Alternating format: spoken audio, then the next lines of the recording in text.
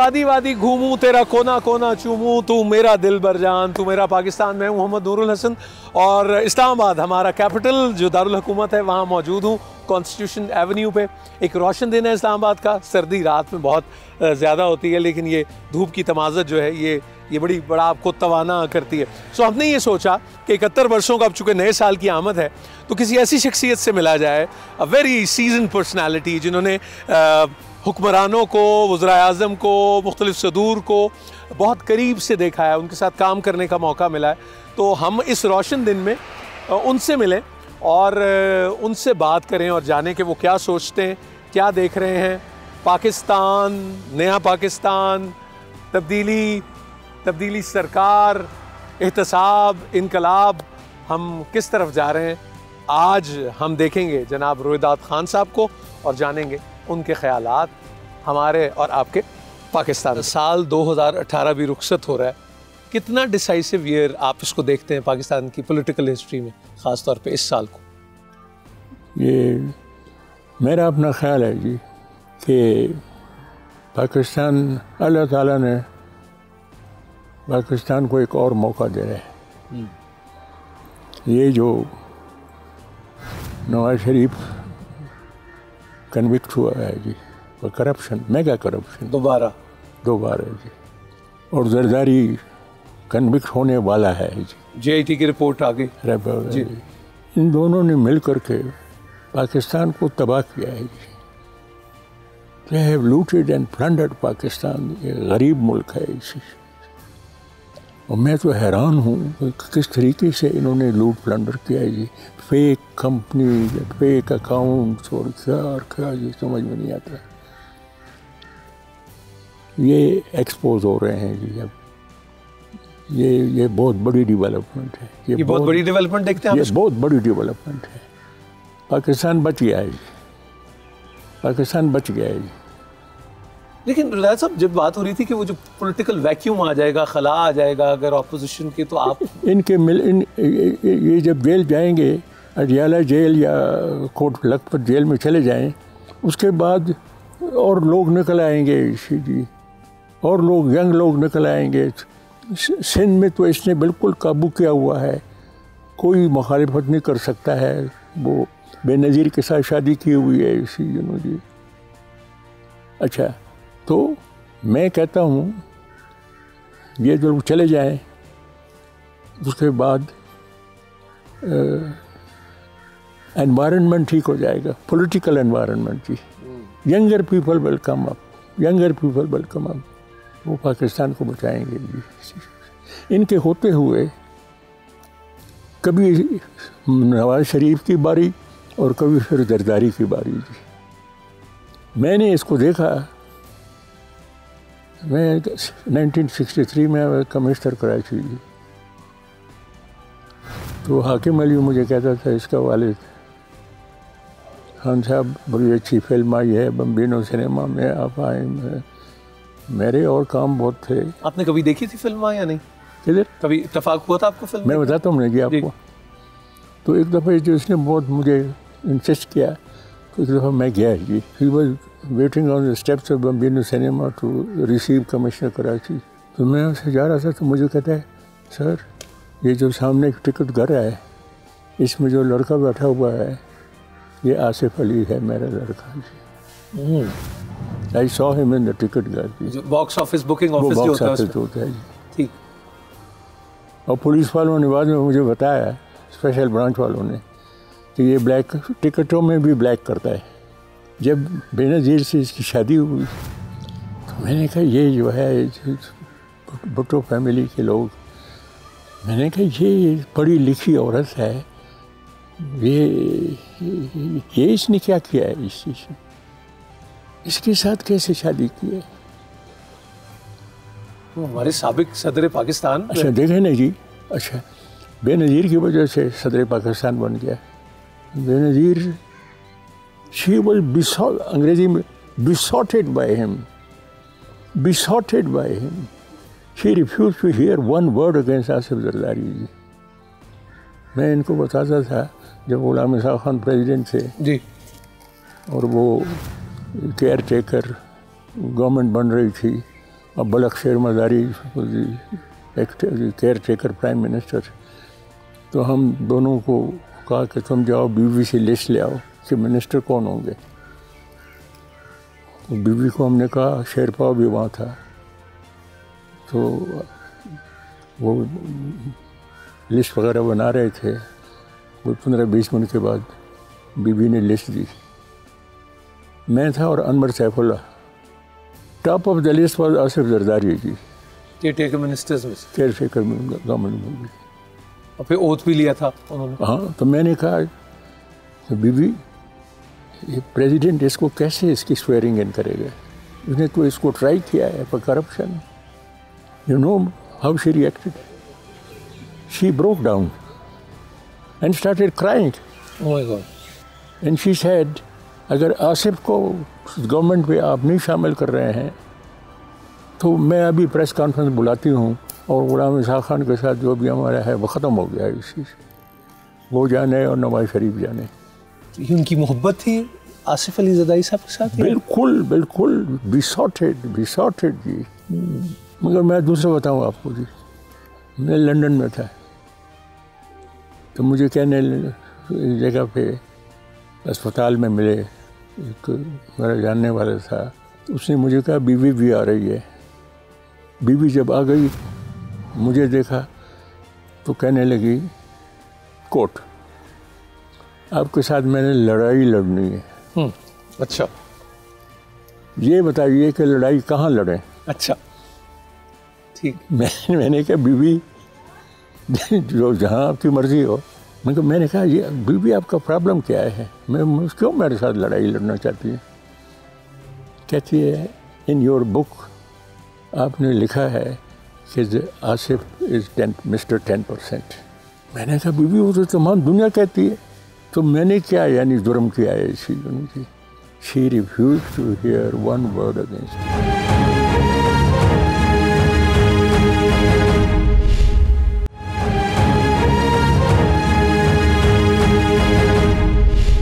अच्छा, 9 बरस जेल में, सबूत मिलते नहीं हैं, मीडिया ट्रायल होता है, ये क्या कहानी? बिल्कुल बिल्कुल, मैं आपको बताता हूँ। I am glad you asked this question जी। गुलाम इसहाक खान प्रेसिडेंट था, मुझे भी लगा दिया कि तुम ये अकाउंटेबिलिटी सेल जो है, तुम जो टेक केयर ऑफ इट, और ये मटेरियल है इसके ख़िलाफ़। और हमें बताया गया था कि ये डिस्क्वालिफिकेशन हो जाएगी, इसमें कोई जेल वेल वगैरह में जाने की बात नहीं है। अच्छा, अंडर दैट लॉ, सियासी तौर पे नाअहल जिसको कहते हैं, पब्लिक ऑफिस। अच्छा, वो 2 महीने गुजर गए, 3 महीने गुजर गए, केस प्रोग्रेस नहीं कर रहा था जी। You know why? जी प्लीज बताएं। Spineless judiciary, one big reason. हम आगे कोई पेशरफ नहीं कर सकते थे, नहीं कर सके। Spineless judiciary, not cooperating.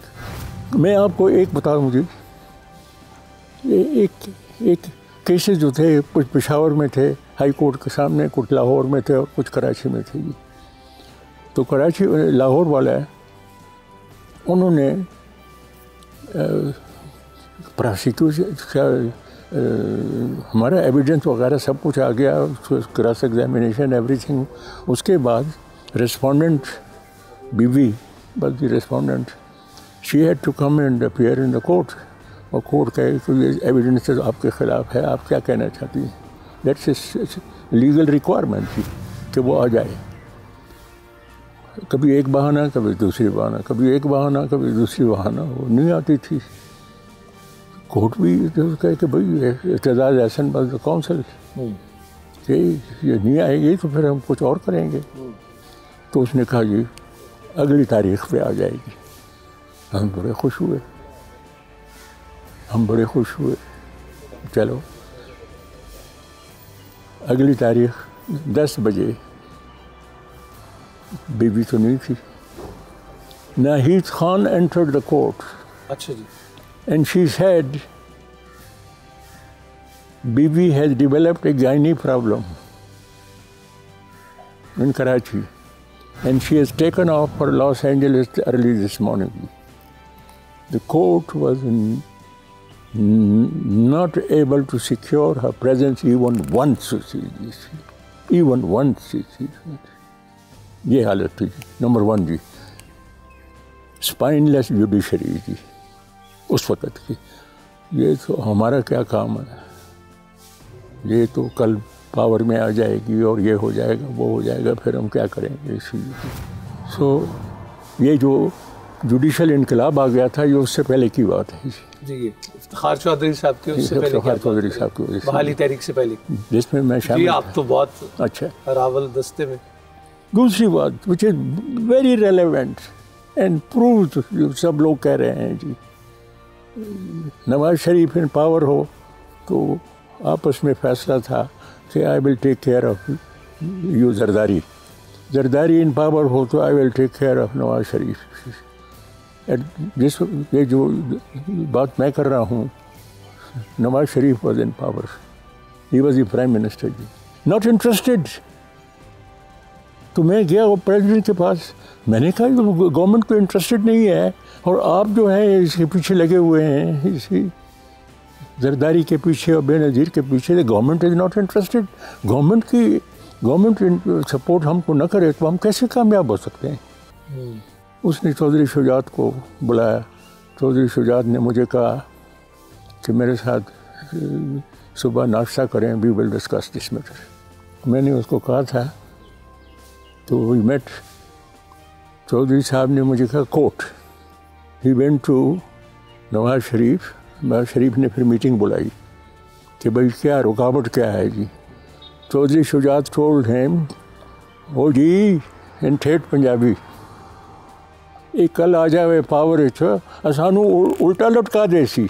इसलिए जो ये आप कह रहे हैं एक दूसरे के मफादात का तहफ़्फ़ुज़ जो है, एक दूसरे के मफादात। मुझे पता है अजीज़ मुंशी भी था अटॉर्नी जनरल, मीटिंग बुलाई उसने नवाज शरीफ ने। ओ भाई कौन सा केस है, लाहौर में कह रहा जज है जी, मुझे तो किसी ने कह दिया जी वो फलाना जज है, उसके नाल गल कर लो जी। नथिंग है। यानी आप कहते हैं विल ही जब नहीं है, इरादा ही नहीं है, जब political will was not there जी, तो फिर कुछ नहीं हो सकता, कुछ नहीं हो सकता जी। और ये तो एक दूसरे के साथ, जरदारी इसके खिलाफ एक्शन लेने के लिए तैयार नहीं था। That is why no action was taken against Zardari, against Nawaz Sharif. And Nawaz Sharif was not prepared to take any action against Zardari और अगेंस्ट बीबी, यू नो जी। ये जरदारी कहते हैं ना जी। बाद में मुझे एक दिन कराची में मिला, खान साहब आपने मुझे जेल में भेज दिया था, वो कौन सी चीज़ थी जो जेल में मुझे नहीं मिलती थी। ये भी कहा उन्होंने साथ, कोर्ट। ओके, वो कौन सी चीज़ थी जो मुझे जेल में नहीं मिलती थी। वो 100 दिन गुजरे, बड़े उस पर इज्तिमा और काफ़ी चीज़ें मुख्तलिफ गवर्नमेंट की हुई हैं। आपने कैसे देख रहे हैं अभी परफॉर्मेंस नई हुकूमत की? मैं कहता हूँ जी, ये अल्लाह ताला पाकिस्तान को बचाना चाहता है जी। ये जो सिचुएशन आ गई है, ऐसी सिचुएशन हमने पहले कभी नहीं देखी थी। That the prime minister, the chief army chief and the chief justice, all three are on the same page, एक पेज पे। ये कभी नहीं हुआ जी। ये जो कॉम्बिनेशन है जी, ये पाकिस्तान को बचाने के लिए अल्लाह ताला ने किया है इसी जी। मुझे कोई शक इसमें। साहब आपने इतने अदवार करीब से देखे हैं, लोगों को फिर फिक्र रहती है कि वो जैसे वो भी सुहेल साहब से उस रोज़ बात हो रही थी, तो वो कहते हैं ये सांप न्योले की लड़ाई की तरह का एक तमाशा है, वो होता है और फिर उसमें से कुछ नहीं निकलता, फिर जब फिनिशिंग लाइन से पहले फिर कुछ खत्म हो जाता है। अब आप क्या ऐसा देख रहे हैं कि फ़र्क होगा और हम ये जाएगा जेल, जरदारी जेल जाएगा। तो जेल में तो हर चीज़ में असर नहीं होगा। अब नहीं होगा, अब हालात बदल गए हैं जी। लेकिन आपको ऐसा नहीं लगता कि माजी चूँकि हमारा ये पॉलिटिकल विक्टिमाइजेशन से भरा हुआ है, तो वो कोई ना कहीं से उसका एक लगता है कि ये तो सियासी इंतकाम है। और मरियम नवाज कह रही थी कि मुकदमा ख़त्म हो जाएंगे, उनका ट्वीट आया। मैं कहता हूँ जी, लोग ये सवाल पूछते हैं जी, आपका ज़मीर क्या कहता है कि जरदारी ने लूट प्लंडर किया है कि नहीं किया? आपका ज़मीर क्या कहता है कि जरदारी के हाथ साफ़ हैं या साफ़ नहीं हैं जी? अगर आपका ज़मीर आपको कहता है कि ये इसने तो लूट प्लंडर किया हुआ है जी। किसी से पूछें आप, इनके पार्टी के लोगों से, एजाज एहसन से पूछें जरदारी के मुतालिक, इसके हाथ साफ हैं, इसने लूट और प्लंडर नहीं किया है। लेट हिम से दैट जी on camera, let him say that on camera. हिम्मत नहीं है जी, हिम्मत नहीं है जी। नवाज शरीफ के मुतालिक ये जो तमाम पलंदा निकल आया है, कोई कह सकता है जी कि ये तो बेचारा मासूम है, ये तो बेगुनाह है, ये तो ऐसा ही पकड़ा गया है, कोई कह सकता है? साल 2018 इस्लामाबाद का मौसम सर्द है, लेकिन रुदात खान साहब के लहजे में गर्मी कायम है। एक वक्फे के बाद आपकी खिदमत में हाजिर होते हैं।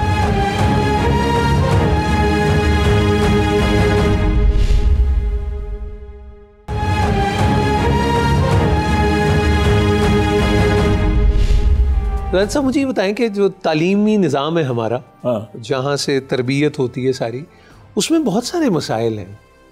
हम उसको, ये हमारा टॉप एजेंडा नहीं होना चाहिए? जैसे इमरान खान प्राइम मिनिस्टर ने भी कहा था कि एमरजेंसी डिक्लेयर हो, हमें लोगों को, बच्चों को तैयार करना है, हमारा सिलेबस में इनकलाबी तब्दीलियों की ज़रूरत है। आप कैसे देखते हैं? ये बिल्कुल ठीक कह रहे हैं इमरान जी। और वो, मगर बात यह है कि अगर इमरान की बात मान ली जाए तो ये जो प्राइवेट स्कूल्स हैं, हर आदमी अपने बेटे को या बेटी को प्राइवेट स्कूल में भेजता है, वहाँ पर लेवल ज़रा ऊंचा है, कहते हैं जी quality education, quality of education अच्छी है, but which very few people can afford. Exactly, which very people can afford जी। अच्छा है, तो अगर इमरान का ये प्लान है कि इनके ऊपर रिस्ट्रिक्शन डालो कि तुम इससे ज़्यादा तुम फीस वगैरह नहीं ले सकते हो, उसी पता नहीं उसके क्या कॉन्सिक्वेंसेस होंगे, आई डोंट नो। मगर जो एक बात वो कहता है उसके साथ में बिल्कुल I am in agreement with that. जो गवर्नमेंट के स्कूल्स हैं उनको अपग्रेड करें, उनको अपग्रेड करें, डेफिनेटली। डिस्क्रिमिनेशन तालीम और सेहत में तो बिल्कुल ही नहीं होनी चाहिए। अपग्रेड करें। हम इन स्कूलों में पढ़े हैं जी, बिल्कुल ठीक। अच्छा, तो उनको आप अपग्रेड करें, वो बड़ी सख्त ज़रूरी बात है जी। वैसे साहब, आप खुद एक अफसर, जिसे हम कहेंगे वो अफसर शाही और ब्यूरोक्रेसी, उसमें उस्ताद का मकाम नहीं है, अफसर का बहुत मकाम है। उस्ताद को अफसर के सामने पेश होना पड़ता है। बिलीव मी, आपने बड़ा अच्छा सवाल किया जी। मैं अलीगढ़ में था जी, 1942-44 I was in Aligarh MA law करने के लिए। अलीगढ़ में सुबह के वक्त हिस्ट्री की क्लासेस, शाम को लॉ की क्लासेस। अच्छा जी।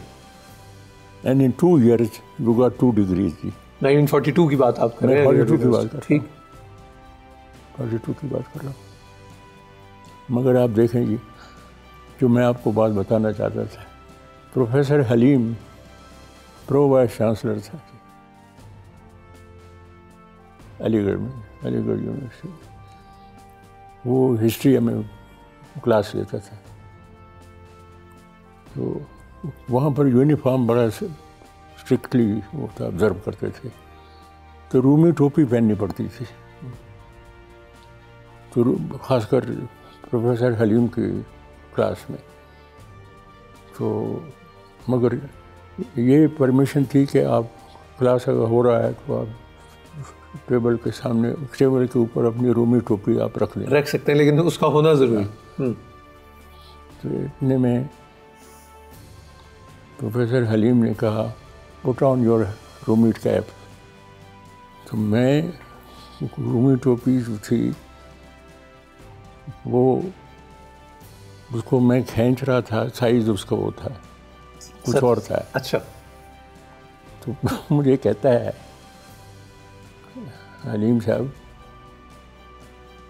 बेवकूफ़ पठान, जब तुम दुकान जाते हो रूमी टोपी ख़रीदने के लिए तो साइज़ को तो देखा करो। But he didn't know was I had borrowed it. किसी से ली थी वो टोपी? आपकी नहीं थी? मैंने आई हैड बोरोड इट। अच्छा, इतना उसका दबदबा था जी। When I became commissioner Karachi, 1963 तो मसूद नबी नूर बस DG के लिए, तो उसने मुझे कहा सर वो you are the chairman of the KDA और एक्स ऑफिशियो वगैरह, तो वो मीटिंग करनी है तो आप अगर आ जाएं। वो मैं जो गया उधर, वहाँ प्रोफेसर हलीम बैठा हुआ था। अरे वाह, ओ वाह, 21 बरस के बाद। 21 बरस के बाद जी। और बिलीव मी, मैं डर रहा था उससे as commissioner Karachi. He must be feeling very proud of you. Very proud. तो मैंने उनको कहा, मैंने कहा हरीम साहब मैं तो इधर नहीं बैठता, ये तो आपकी जगह है। वाह वाह। तो इतना खौफ था, इतना दबदबा था जी। अगर मैं सदूर और वज़ीर आज़म को बादशाह कहूँ 2 घड़ी के लिए जो इक़्तिदार में होते हैं, तो वहाँ आके क्या सुनने की, देखने की कुछ सलाहियत ख़त्म हो जाती है? बिल्कुल ही डिस्कनेक्ट हो जाते हैं, बिल्कुल डिपेंडेंट हो जाते हैं अपने मुशीरों पे। अब मीडिया है, चीज़ें, आपको क्या लगता है कोई हो जाता है ऐसा डिस्कनेक्ट? एक तो बात यह है कि, और मेरा ख्याल है ये बड़ी गलती कर रहा है Imran, number 1 you should be accessible. अब पहाड़ के ऊपर जा कर के आप वहाँ बैठें। सर वो कहते हैं सिक्योरिटी कंसर्न्स हैं, अब आप वज़ीर आज़म हो गए हैं, आप पहले भी लापरवाही करते हैं, एजेंसीज बताती हैं कि आप अपनी हिफाजत करें। एडोल्फ हिटलर का वो था ईगल्स नेस्ट, बवेरिया, ऊपर वो जा कर के beautiful sight. You must be, ruler must be accessible. This is absolutely important, very important. इसमें कोई compromise नहीं हो सकता है जी। अच्छा, जो अवामुन्नास हैं उनसे आप दूरी not acceptable। पोर्टल वगैरह तो बनाए हैं उन्होंने कि लोगों की शिकायत पहुंच सके, जो भी ज़राए इस्तेमाल करने के लिए, लेकिन आप क्या है the best, very well informed, you will be shocked to hear this जी, वो ज़ियाउल हक जी। अच्छा जी। ज़ियाउल हक सेक्रेटरी इंटीरियर जी। कैसे शख्सियत थी ज़ियाउल हक साहब की? वैसे 8 साल में रहा जी, 9 साल। जी मैं वही आपसे जानना चाह रहा था कि कैसी शख्सियत थी उनकी? अजीब आदमी था जी। टेलीफोन करता था 1 बजे, 1 in the morning, रज़ा साहब आपको मैंने, I hope you are not asleep, disturb तो नहीं किया मैंने कहा नहीं, नो सर। ये सुना है कि कोई लालपुर में कोई लेबर ट्रबल हुआ है आज, सुना है कि आपको कुछ मालूम है? अच्छा जी। मैं कहा जी मेरे पास तो रिपोर्ट अभी नहीं आई है, कल सुबह मालूम करके फिर मुझे टेलीफोन कर दिया। He was in contact with every deputy commissioner and every SP on telephone. He knew everything. He knew more than I did. You see, मैंने और किसी head of government को नहीं देखा जी, as well informed as Ziaul हक was. न ये अयूब खान में ये क्वालिटी थी, न याया में थी, न जुल्फ़िकार अली भुट्टो में थी, ज़ियाउल हक जी। अच्छा, Ziaul Haq was a very good listener जी। कैबिनेट मीटिंग में बोलते जाएं आप, बोलते जाएं, बिल्कुल टिका ऑफ नहीं करता था जी, सुनता था जी। ज़ाहिद साहब आप इतने अहम कलीदी ओहदों पे रहे हैं, कभी आप पीछे मुड़ के देखते हैं, आपकी किताबें भी मौजूद हैं, कभी आपको दिल पे अपने बोझ महसूस होता है कि शहीद मिलत खान लियाकत अली खान, ज़ियाउल हक साहब, मोहतरमा बेनज़ीर भुट्टो, इवन जनाब जुल्फ़िकार अली भुट्टो का भी वो जुडिशल मर्डर जो कहा जाता है, हम आज तक उसकी तहकीकात और फाइंडिंग्स ही सामने नहीं आ सकी, हम कातिलों को मंजर आम पर ही नहीं ला सके। We have not taken them to, क्यों? ये तो बड़ी मायूस कुन बात नहीं? आपको अपने दिल पे बोझ नहीं महसूस होता? मैं जब कमिश्नर कराची था तो बेगम लियाकत से मुलाकात होती रहती थी, राना लियाकत अली खान सोशल, एंड तो वो मुझे कहती थी, जिस दिन नवाब साहब she used to call him नवाब साहब रावलपिंडी जा रहे थे, he was getting ready, you know, कहती है मुझे खौफ था अंदर से, कुछ आवाज़ अंदर से आ रही थी, इसको जाने मत दो उसी। कहती है मैंने उसको कहा नवाब साहब आप रावलपिंडी ना जाएं। कहती है नवाब साहब मुझे कहने लगे, बेगम मैंने बहुत इम्पोर्टेंट अनाउंसमेंट करने हैं रावलपिंडी में, I have to go to Rawalpindi. You know what the announcement were? Constitution नहीं बन रहा था सर। नेहरू ने अपना कॉन्स्टिट्यूशन बनाया इन 2 ईयर की, हमारे 9 साल लगे कॉन्स्टिट्यूशन बनाने में। रुकावट क्या थी? West Pakistan was not prepared to accept the majority of East Pakistan थी। वेस्ट पाकिस्तान लीडरशिप नहीं एक्सेप्ट करते थे। बड़ी अफसोसनाक बात, बहुत अफसोसनाक बात है, जिसकी वजह से कॉन्स्टिट्यूशन मेकिंग डिले होता रहा। I think Liaquat Ali Khan was going to sack some people from West Pakistan। उनको पता लग गया, they got rid of him, absolutely, no doubt about it। लेकिन जो मैं आपको बात बताना चाहता हूँ, लियाकत की असैसिनेशन के बाद गुलाम अहमद बन गया गवर्नर जनरल। जी जी, अल्लाह की शान में भी एक बिल्कुल। वो जो था Khawaja Nazimuddin became the prime minister. जी, ख्वाजा नाज़िमुद्दीन जी। अच्छा, गुलाम मोहम्मद ने ख्वाजा नाज़िमुद्दीन की गवर्नमेंट को डिसॉल्व से सैक किया, without, he had no power to do so जी, he had no power to do so.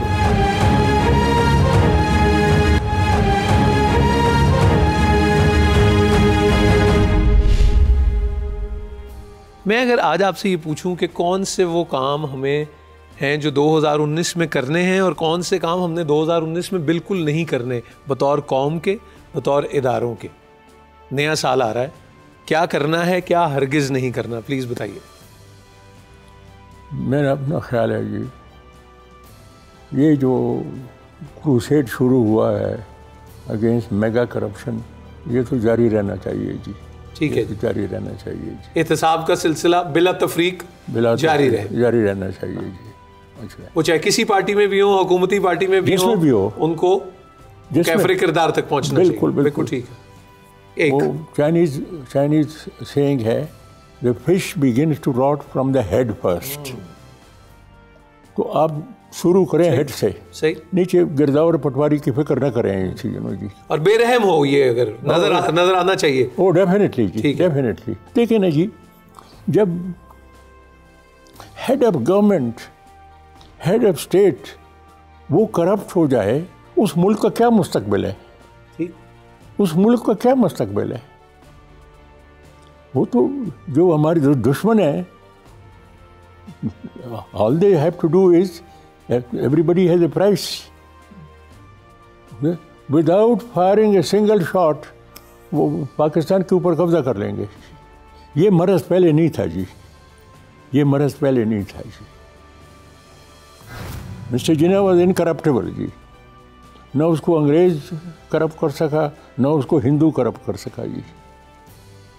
Liaquat Ali Khan was incorruptible जी, ही डाइड ए पॉपर। मैं कराची में था, बेगम लियाकत ने मुझे कहा, हमारा जो मकान था दिल्ली में, वो तो हमने पाकिस्तान के हवाले कर दिया है, एम्बेसडर वहाँ रहता है, मकान नहीं है, मकान नहीं है। एक बेटा लियाकत अली खान का कैंसर, वो बेचारा था, पैसे नहीं थे, जितने भी ये रिसोर्सफुल लोग थे, उनके पास जाता था, मेरी मेडिकल बिल्स नहीं है, मेरे पास पैसे नहीं है, इसी मुझे लियाकत अली खान। अच्छा, तो बात ये है, ये बाद में, ये लानत जो है ये पाकिस्तान में बाद में आई। आपको लगता है ज़िया उल हक साहब के दौर के बाद से ज़्यादा ये सिलसिला शुरू हुआ पैसे से मोहब्बत का? Let me tell you one thing जी, यू नो, ये मरज़ लाहक हुआ पाकिस्तान को जब मार्शल लॉ लग गया। For the first time the country was placed under martial law. 58। अच्छा, वजह क्या थी? मार्शल आ गया, rule of law was replaced by rule of man। और वो रूल ऑफ लॉ हो गया, मार्शल लॉ, लॉ अरबी में नहीं को कहते हैं, तो वो लॉ कानून हो गया कुछ शायद ऐसे। Rule of law was replaced by rule of man जी, not accountable to anybody जी। That was the beginning जी। आपसे मैं 3 लोगों के लिए पैगाम चाहूँगा, आपका उनका वो एक बड़ा ताल्लुक भी रहा, अल्लाह उनको सेहत दे। रिटायर्ड जनरल परवेज़ मुशर्रफ, क्या कहेंगे आप उनसे? मैं कहता हूँ जी, जितना नुकसान इसने पहुंचाया है, मेरे ख्याल में इतना नुकसान किसी और मिलिट्री डिक्टेटर ने नहीं पहुंचाया। मैं ज़िया उल हक की बात भी कर रहा हूँ जी। आपको लगता है सबसे ज़्यादा नुकसान इसने किया है जी परवेज़ मुशर्रफ के दौर में?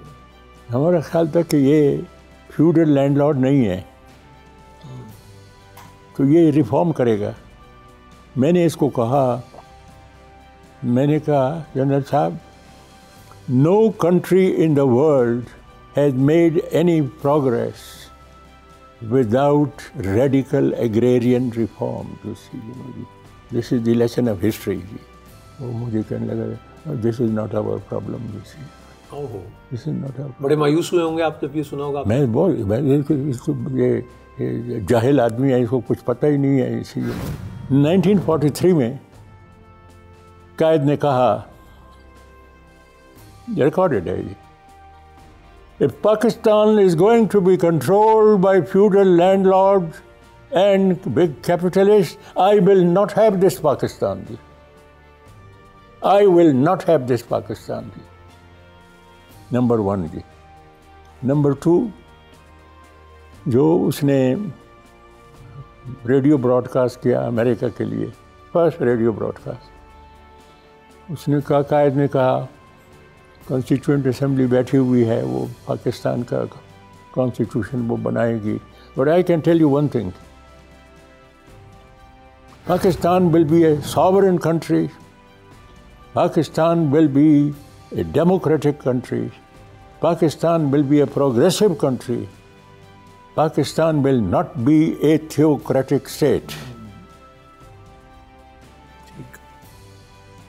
मगर कायद ने यह भी कहा, Pakistan will be run along in accordance with the egalitarian principles of Islam।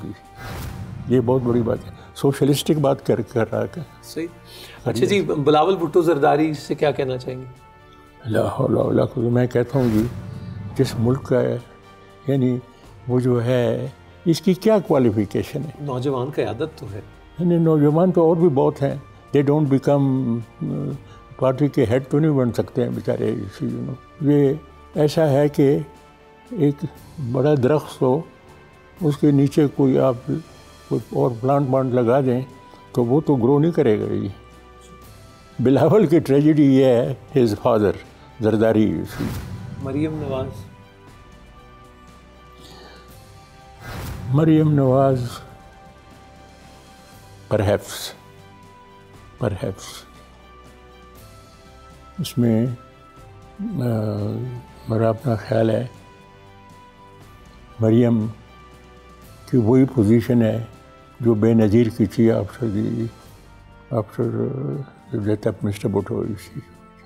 This coming from you is a great thing। मेरा अपना ख्याल है ये जो इसके साथ जो कुछ हो रहा है वट एवर द रीजन्स, और मैं कहता हूँ बिल्कुल ठीक हो रहा है जी। ये साथ कह रहे हैं आप? बिल्कुल ठीक हो रहा है, मगर Punjabi will never accept this चीज। पंजाब स्प्लिट है, आधा पंजाब जो है वो नवाज शरीफ के साथ अब भी खड़ा है, that he is corrupt, that he has made a lot of money makes no difference। बाकी पंजाबी हैं जो कहते हैं नहीं लूट मार किया है इसने, ये तो इसको तो जेल में भेजना चाहिए। मैं कहता हूँ जी 3 दफ़ा थ्राइस इलेक्टेड प्राइम मिनिस्टर, अब आपको क्या चाहिए, आपको और क्या चाहिए? ये इक़्तिदार की कुर्सी को छोड़ना नहीं चाहते थे जी। अगर ये दो दफ़ा जब हुआ उसके बाद ये कहता है अनाफ जी, अब मैं जा कर के आराम करूँगा, कोई न जो कुछ भी इसके साथ हो रहा है ये तो कभी ना होता, कभी ना होता, कभी ना होता जी। शहबाज शरीफ, शहबाज शरीफ पंजाब, यस, मगर नवाज शरीफ के जाने के बाद मेरा अपना ख्याल है पार्टी का जवाल शुरू हो जाएगा। उस्मान बुज़दार यानी मैं हैरान हूँ, इतना इम्पोर्टेंट प्रोविंस पंजाब, बुज़दार उसको चला रहा है जी। उस बेचारे को क्या पता है इस चीज़ को? जिनको पता है उन्होंने जो कारहाय नुमायां सर अंजाम दिए। यही तो मैं कह रहा हूँ ना, ये तो पाकिस्तान की ट्रेजेडी है जी। जो पढ़े लिखे थे, ज़ियाउल कहता था एक दफ़ा कैबिनेट में, उसने कहा जितने पढ़े लिखे लोगों ने पाकिस्तान को नुकसान पहुंचाया, इतना अनपढ़ लोगों ने नहीं पहुंचाया। बात तो सही है, बात तो ठीक है, बिल्कुल सही। Don't you agree? पढ़े लिखे लोग, ऑक्सफोर्ड कैम्ब्रिज के ग्रेजुएट। इसका मतलब ये है कि ये हो सकता है कि एक पढ़ा लिखा जाहिल हो, लेकिन ये ज़रूरी नहीं कि कोई अनपढ़ जाहिल भी हो, राइट? ऐसा ही है ना सर? यही मैं कह रहा हूँ। देखें ना, अब ये बड़ा अच्छा आदमी है बुज़दार, मगर बात यह है ये बेचारा इसके लिए क्वालिफाइड नहीं है। इसी ये इसको इतना बड़ा प्रोविंस है, ये इसको न तजुर्बा है, न इसकी इंटेलेक्चुअल कोई वो इसकी कैपेबिलिटी है, न इसको तजुर्बा है। कहते there is always the first time, तो नहीं आप नहीं मानी? मैं हिस्ट्री में ऐसा कभी नहीं हुआ मेरा ख्याल में। ये इमरान ने गलती की है। आपने कही उस्मान बुज़दार साहब को वज़ीर आला पंजाब बनाना इमरान खान की गलती है, बहुत बड़ी गलती है जी। हाँ जी, वही काम उधर भी किया है KPK में। अच्छा, महमूद खान साहब को भी आप इसी कैटेगरी में ला रहे हैं? महमूद खान साहब जिस दिन हुआ ना जी, चीफ मिनिस्टर बन गया, next morning I go to this F9 park for walk in the morning. तो वहाँ पर ये स्वात के बड़े लोग हैं। जब ये चीफ मिनिस्टर बन गया तो मैंने कहा कि ये तुम्हारा स्वाति चीफ मिनिस्टर बन गया, first Swati to become the chief minister of KPK, अब तो तुम खुश हो। ये कैसा आदमी है? मुझे कहता है sir he had tons of money. तो मेरा अपना ख्याल है करप्शन नहीं करेगा, मगर अपर चैम्बर इसका खाली है। Such an important province KPK, अब फाटा भी शामिल हो गया है साथ। डॉक्टर शाहिद मसूद भी मैंने कहा एक आजमाइश के दौर से गुजर रहे हैं, क्या कहेंगे? मैं तो I really was shocked to hear that. Doctor साहब जो था, मेरे ख्वाब ख्याल में नहीं आता था कि ये इसमें फंस जाएगा इस चीज़ में। अब पता नहीं है मुझे कि ये इसके खिलाफ ये जो चार्ज है ये इसमें कितनी सदाकत है जी। अल्लाह सबके लिए बेहतरी के फैसले फरमाए। भाई साहब, लवली टॉकिंग टू यू, बहुत बहुत शुक्रिया आपके वक्त का। अल्लाह आपको सलामत रखे, पाकिस्तान से आपकी मोहब्बत को इसी तरह कायम दायम रखे। Great pleasure. हम इस मुल्क के लिए बड़ी खुशी हुई आपको मिल के। सर आप सलामत रहिए। Thank you so much. खुशी जी।